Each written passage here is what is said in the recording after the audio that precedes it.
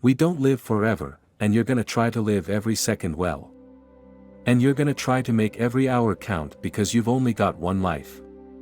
You've probably noticed in a video game you can just get shot and come back to life. Except this isn't a video game, you don't just get to die and respawn. Because in video games you have many lives, but don't be mistaken, you only have one life on this earth. This emphasizes the idea that true Christianity doesn't go beyond surface-level actions and appearances and instead should be reflected in all aspects of life. 2 Corinthians 5 verse 10, "For we must all appear before the judgment seat of Christ, so that each of us may receive what is due us for the things done while in the body, whether good or bad." Every man is promised to die only once. After that, when it's all said and done, we're all going to stand in front of the living God. And He's gonna hold you, He's gonna hold me accountable for every idle word. He's gonna ask you about every sentence written in this book called life. Will you be able to stand before God proud and say, "Look, here is my resume, I lived for you. I lived a life of sacrifice, I lost it all to gain you. I shared the gospel, I didn't just build my kingdom, I built yours. I've made mistakes here and there, I've fallen many times, but I've gotten back up. What is written about you, will you be able to hear? Well done, my good and faithful servant, you lived for me and worked in part for me. You lived to gain your life, you worker of lawlessness. Everything that you did was to benefit your life.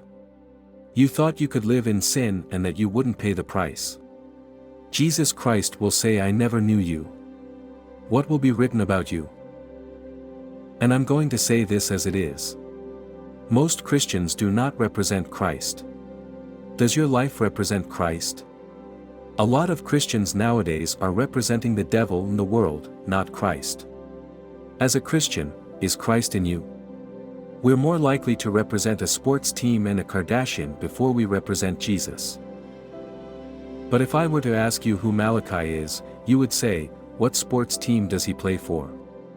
Listen, a lot of girls nowadays are totally fine with posting half-naked pics, but they have a little verse in their bio and they think that they're representing Christ. Do people recognize Jesus inside of you? God is not your sidekick.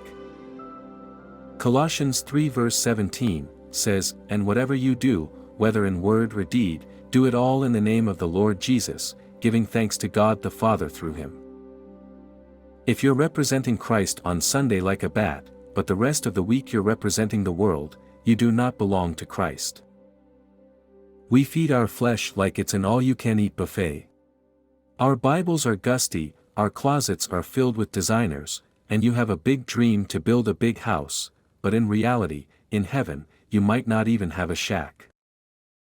1 John 2 verses 15 to 17, "Do not love the world or anything in the world. If anyone loves the world, love for the Father is not in them. For everything in the world, the lust of the flesh, the lust of the eyes, and the pride of life, comes not from the Father but from the world. The world and its desires pass away, but whoever does the will of God lives forever." Christianity is about how Jesus died for me so I can now live for Him. We were all going to hell. My sin was great. My future, my destiny was certain. My life was meaningless, but Jesus. A true Christian life isn't about worldly possessions or desires, but about surrendering all to Jesus, recognizing His sacrifice and living to glorify Him.